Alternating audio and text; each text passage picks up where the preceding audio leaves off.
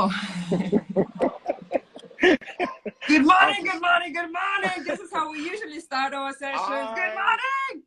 I will just right in. Good morning, good morning, good morning. How are you? I'm phenomenal, thank you. How are you? I'm phenomenal. I'm sure people around me must be thinking this guy's out of his mind, and that's okay. They're like, I'm gonna leave this live right away. How are you? I needed some time to really get into the mood of like phenomenal. So I did yoga, I did dry brush, and I did cold shower. I had a coffee too. So now I'm totally here, present in the moment. So you balanced. I balanced. But totally my love, before we dive into energy, we stopped at the last session with the 4 stages. Maybe you just quickly explain the 4 stages and then we continue with the energy. Okay, brilliant. Thank you. So thank you to all the followers and all the audience for joining us this week. And thank you to you, Anna. We spoke about the 4 stages that individuals are go through in their journey from time to time. The first one we said is the arrival, is literally when the individual's coping mechanisms have failed on them and they can no longer take an informed decision. And an informed decision is normally what is best for their higher good. This is very, very important to understand, okay? So at that stage, the individual reaches out, raises their hand and say, I need help, I need assistance, I need guidance, because in the event that I don't get assistance from someone, I could continue taking all the wrong decisions and my life would continue spiraling downwards. And that's self-sabotage. The second phase is, I'm going through it quite fast. We'll go through it on another day. We can explain into more detail. The second one is the awareness. What is the awareness phase? The awareness is really the stage where the individual, as with the assistance of a professional, go through and start searching for the traumas in their journey. Every trauma, and I just come from a session now where the individual, my patient, wasn't aware of traumas that has happened in his journey previously, and he was quite shocked, to be honest with you. And normally that is the case, is that traumas would normally, what happens is the subconscious shuts down, and the trauma then controls the environment, control being ego. And we had this session on soul versus ego last week. So in the awareness, we really go into the journey and we look for all the traumas of the past, of the individual's past. The next phase after that is called the expansion. So we've gone through all the traumas and we've identified them, we've recognized the pain triggers, the ones that triggers them. And then we move on into a healing process where we start increasing our awareness on mechanisms, on structures, on routine, systems, processes, understanding nutrition, understanding our habits, old habitual lifestyle habits that we change. And that is in the awareness. We change that and we recalibrate at that moment the individual's energy and their lifestyles, their patterns, and their behavior. Moving off to the 4th stage, which literally is where we all wish to be, would be the vibrating at the highest, truest expression of ourselves. And first, to understand the last stage, like what is the truest, highest expression of yourself? That's another level of understanding who you really are and to not accept the discomforts that you feel in your everyday life.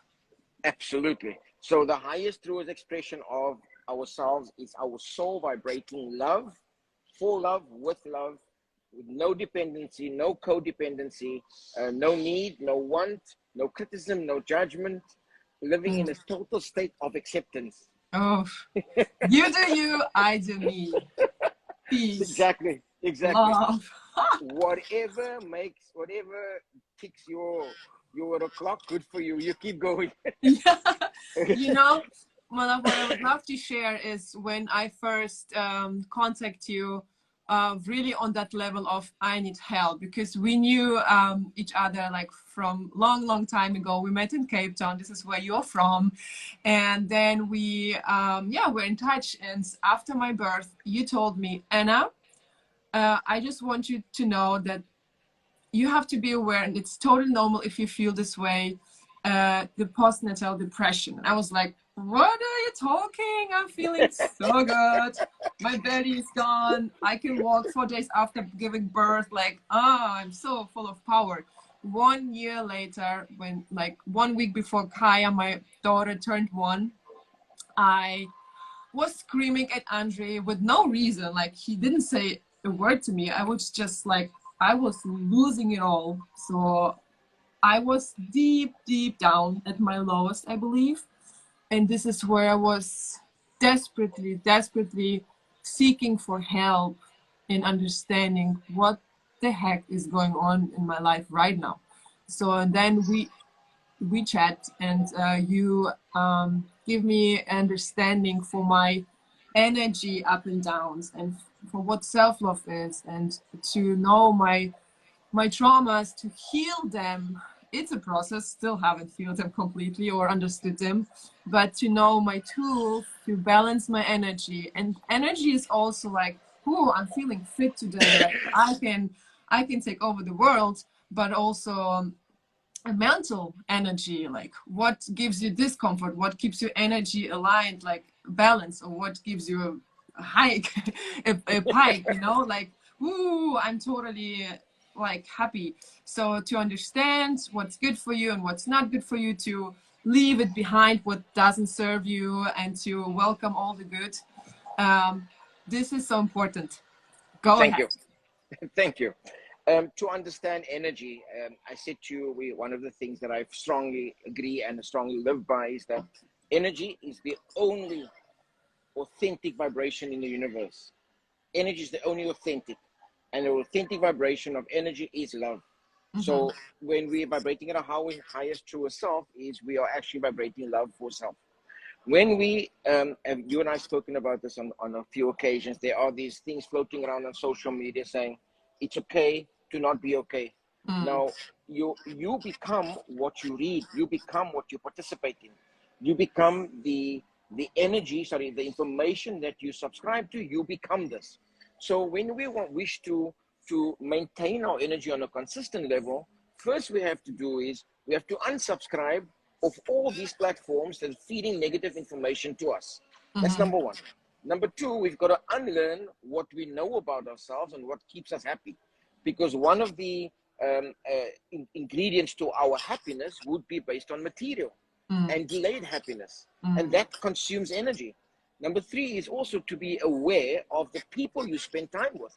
Pay more attention to who makes us feel authentically good, not makes us think we are good. That's also energy. Then wherever we go, pay attention to the places we go to that creates a feeling of euphoria and a feeling of well-being, not a place where you go to meet friends for lunch and you leave and you feel drained. That's also an energy. And then, it's the food we eat, it's our sleeping patterns. So every aspect of energy is based around what? It's based around self-love.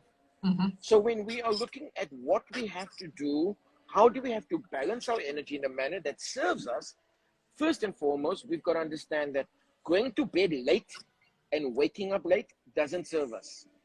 The mood you go to bed with is the mood you wake up to.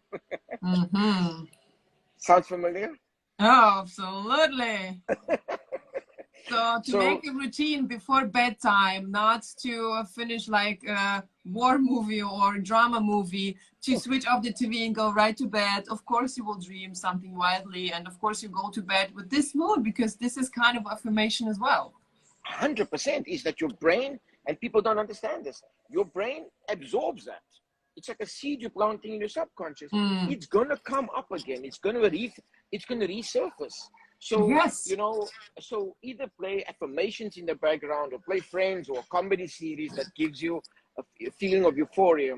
I said this before.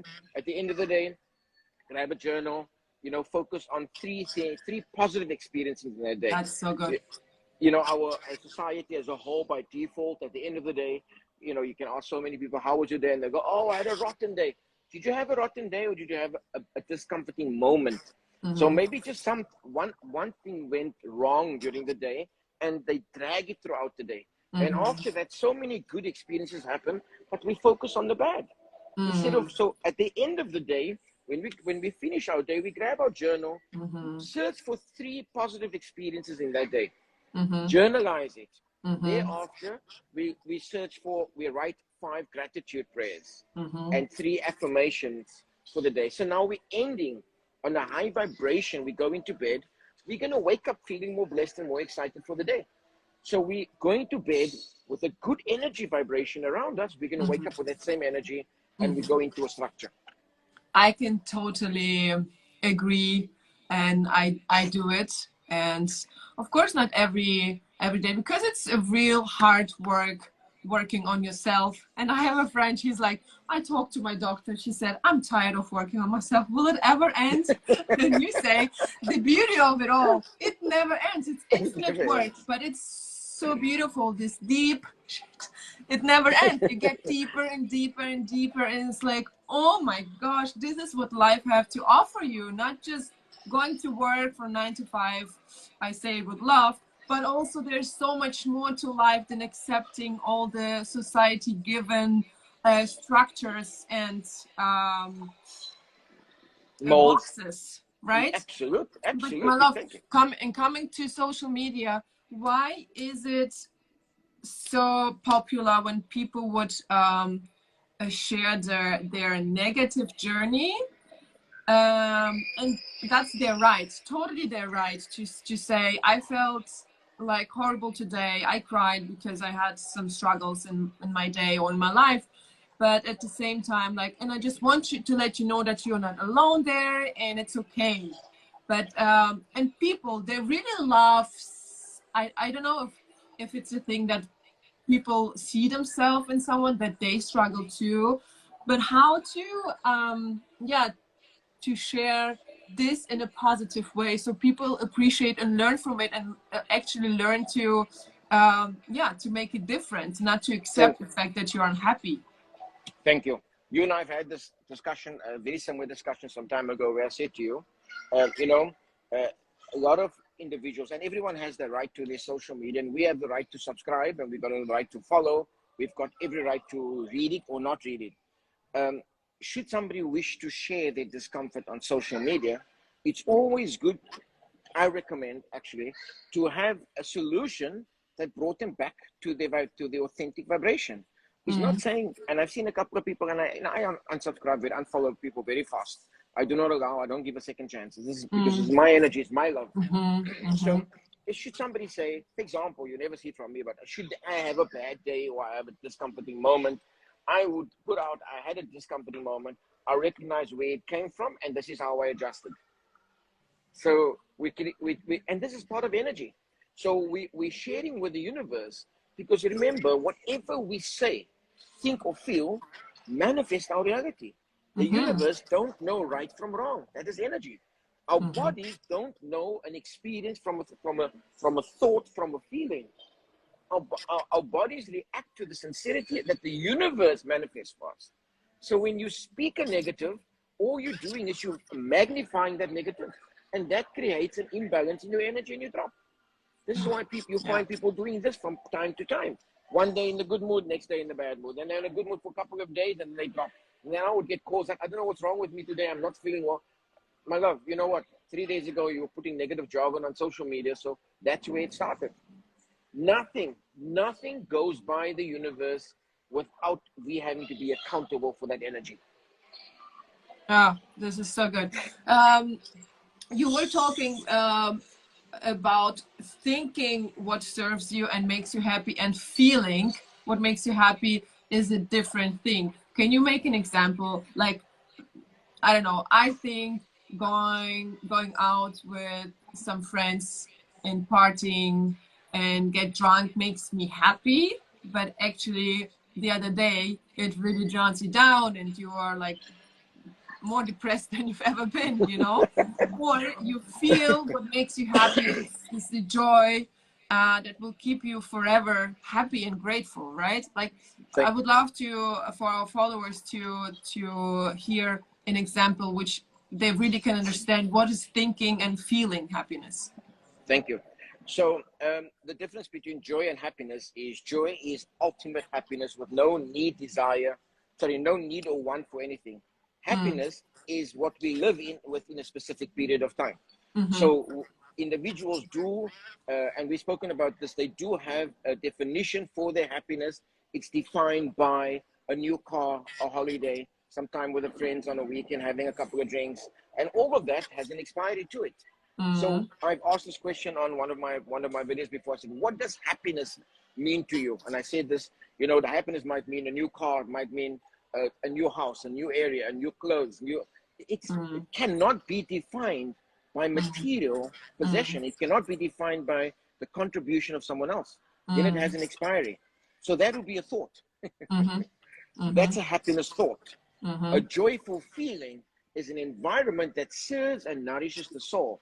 Meditation, charity. When you give charity, for example, they say money don't buy happiness. No, I disagree. Money buys happiness when you buy it the correct way. You take money, you buy food, and you offer it to charity to those who don't have. You're giving them happiness. You're giving them joy.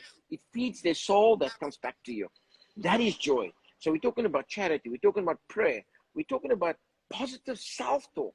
We live in an environment where there's a lot of negative self-talk. Yes. And that negative self-talk, for sure, without a doubt, is a contributor to short-term happiness. So unfortunately, society and social media don't make it any easier when individuals are limiting their happiness to what is called delayed happiness, to an expiry. And when that is done, like you said, you feel horrible the next day, or you go through 1 or 2 days, there's always 2 days, 3 days later, you go, oh, why did I do? So regret kicks in. And when regret kicks in, it's the monkey, it's the ego that's gone all excited again, it's taken over our journey. The thing you said before, I know I have a friend, she was on Instagram for a very short time, and she deleted the app. And I said to her, I really respect you for that strength, that to not follow the crowd. And she said, I know what serves me, and comparing myself, and I'm too weak to not compare. So I know my weak moments. This is when I'm on Instagram and looking at others and believe that they are better than I. So I just delete it from my life, and I don't have this kind of problems. So this makes so much sense, to set your boundaries for your joy, for your happiness, right? To know what serves you, to know what doesn't, and just get out. Well, thank you. Thank you, Mahendra. You know, the reality is that when you understand what brings you joy, deleting what does not serve you is easy. However, society, again, I say this with love and I say this with respect, society by default is living for happiness, which has an expiry. So they would justify being on social media for work, for this, for whatever reason. Everyone's social media, I respect for whatever reasons you have your social platforms for.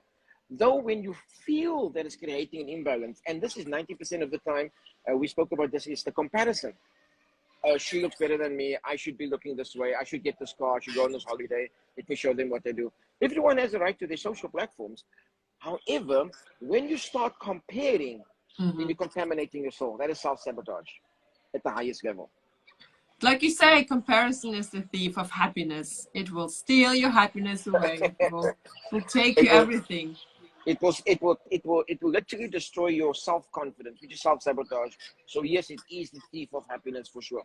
And you know, talking positives about yourself and to yourself, I have so many friends, and I used to be like that too, taking a photo and then like, do you like it? And then like, ooh, I look fat like a pig. Oh, I look so ugly. Let's do another one. Let's take another one. And I'm always like, if you don't talk love about you and to yourself, who else? Like, why do you expect other people to validate and to prove you with love and to show you with love? If you don't do it yourself, you have to love yourself first in order to receive it from others, or to expect it from others, right? Absolutely, but we don't want to speak about expectation. I know. It's a validation. the reality is that, my angel, is that, you know, I was just yesterday, I spent some time on the beach, and I was just doing some journaling, etc. And I just got to my mind, my space is like, what happened before social media was around? Did people love themselves better? I believe, Did people love themselves more powerful? Were with it. Thank you, Angelo, by the way. People respect themselves more when there was no social media. And the people love themselves more because they had nothing to compare to. So we live in a new era. We have to adjust with times, and we have to understand that when and this is so important, my angel, is that every word you say, the universe is listening. Life works on the universe works on the reciprocal exchange. Whatever you send comes back to you. You look at a photo that you've taken, you go, oh, you know, look at I put on 5 pounds. You take another photo, and you keep taking a photo until you think that is the good one to be posted on social media. Ironically, in the interim, while you're rejecting it, you're actually rejecting yourself. Yep. Self-sabotage. Yes. And that is energy as well. The next day you will have a down, or 2 days later you will. It's undoubtedly. I refuse to, and I'm saying this elegant, not arrogant. I refuse, absolutely refuse to criticize, to judge myself. I refuse. I love myself unconditionally. I love and approve of myself. And I say this affirmation every single day, 1,000 times. I love and approve of myself. All that is good in my world. And I repeatedly say this. So when I keep saying this, I know that I remove all validations or acceptance from anyone in society. 100%. Just an example, what you think, what you speak, like you say, and what you see, and everything is happening here. Example, I'm not lucky in life. Oh, with my luck, I will never get this job. I don't know if I will ever meet my dream partner. I'm not so lucky. I'm also not so healthy. I'm not beautiful at all. So this is what what your subconscious will soak in. And your subconscious creates your life, your universe. 100%. So just change your wording and make it like, I'm beautiful, I'm healthy, I'm enough, I'm worthy, I love myself, and I'm loved, and I'm loving, and everything around you will change. God, people, I can improve you. This is like, I'm the living example and the living proof that it really works. I always must say that it's hell of work, and it will never get easy. Never. You have to stick to your routine, because if you know what's good for you, it always is work. It's waking up early. It's having your time for yourself without being awaked from your kids, and like not having this me time, and to do in that time whatever makes you happy. And then following, like you say, nutrition, what serves you, what is good for you. Like, we all know that fast food doesn't serve your health, but also it triggers something in you. Like you made an example, if you use if you do eat chicken and it triggers something from your past because you had it in your childhood and you associate it with a bad memory, it can also trigger, and you don't know why you out of sudden feel this discomfort. So if you really make a diary of your nutrition, and then at the end sum up how was the day today, maybe it has to do something with your diet too. Beautiful. Thank you so much for sharing this. As I repeatedly say, what you can count, you can manage, and what you can manage, you can create success from. So when we do keep a list of what we are eating, on which days we're eating, we can start monitoring. It's not going to happen overnight. It takes a good few weeks to understand it, because we have too many things that we are focusing on.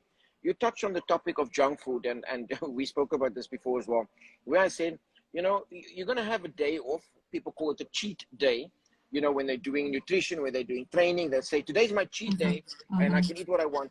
And you know, to me, the word cheat is a negative. Why not call it a love day? I can eat whatever I love.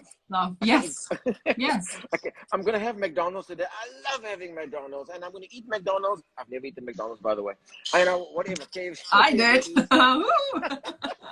Good for you. Your body loves you. Yes. Your life loves you.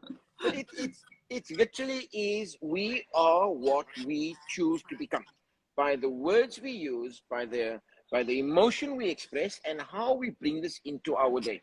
You know, quality words assures us of a quality conversation and guarantees a quality result. So when you're having junk food, don't call it junk food, call it out food. You know, say, oh, today we're going to have KFC. I don't see people posting KFC on Instagram. They want to post that I'm a vegan today. You see them standing outside KFC with a KFC burger. It's your life. Do it with love. Do it with love, yeah. Do it with love.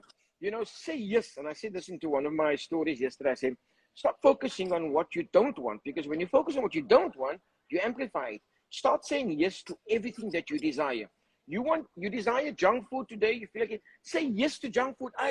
Today I'm having KFC. I'm going to love KFC today, and I'm going to eat it guilt-free. It's the words they use. Junk food now becomes regret food the next day. Ah, my love. We have like 5 more minutes. Let's sum up. Yesterday I was walking and I felt like I still feel deeply that I'm controlled by good and happy moments and I'm like uplifted. But as long as something doesn't go its way and you have like a fight or discussion with someone in your family or your significant life partner, then everything is like down. You posted the other day something really life-changing for me, where this man said, when my car gets stolen, I don't focus on the car is away, the car is gone, oh my gosh, what am I doing? I focus on the solution. So what's next? How to proceed? And like you say, what is it here to teach me? And this is teaching you to still like focus on the positives in your life, no matter if your car gets stolen or got burned down or whatever, you know? Thank you. I want to just share this with you, with everybody, and that is, nothing happens without the presence of love in our journey. Life happens for us, not to us. So when there is a discomforting moment, we got to stop and say, what is this here to teach me? Where's the positive? Where's the love? The moment you get the message, the moment you get the lesson, the next question is, what is my next best decision with love? Because then there'll be no imbalance in vibration. Because nothing happens without a purpose, and it's all connected. It's all connected to serve our higher good when we are present. And you know, I often say this to you, I say, love is always present, are we? Ah, this is so beautiful. And in present moments, nothing like, there are no little accidents in life happening, because you as parent people out there, when my kids would fall and I blame myself for that. It's because I didn't watch the kids and I wasn't present, because I looked at that, or I looked at my phone, and then I blame myself. But hey, what is he to teach me? Put this freaking phone away and be with your kids and be present. But also like car accidents or whatever is happening, like, you are not present. You are not present. Thank you, my love. When we take ownership of our presence, that means we will consistently be present in this moment. Like, how many times do I speak with individuals professionally from a corporate perspective or one-on-ones, and they're speaking to me and their mind is somewhere else. It's on the next deal, on the next meeting, on the next euro, on the next dollar, on the next. You cannot function this way. You've got to be fully present, or do not engage. Whether it's a parent, we have a topic on parenthood and motherhood, I believe, next week or the following week. It's very interesting. So excited. And I really reach out to all moms to make sure that you're present in the session. You know, parenthood requires 25 hours of presence, of ownership of the presence. Should any of the partners step out, I don't want to go into this topic, but should any of the partners step out of that presence, we've got to maintain the presence and not focus on why they're not doing what they're doing. So in our personal life, we're running out of time. In our personal life as well, when things are not going the way we anticipated, we have to recognize at some stage, just before that, we were not present. To embrace the presence of love. Because that too is the power of inner peace, and it's the power of self-love.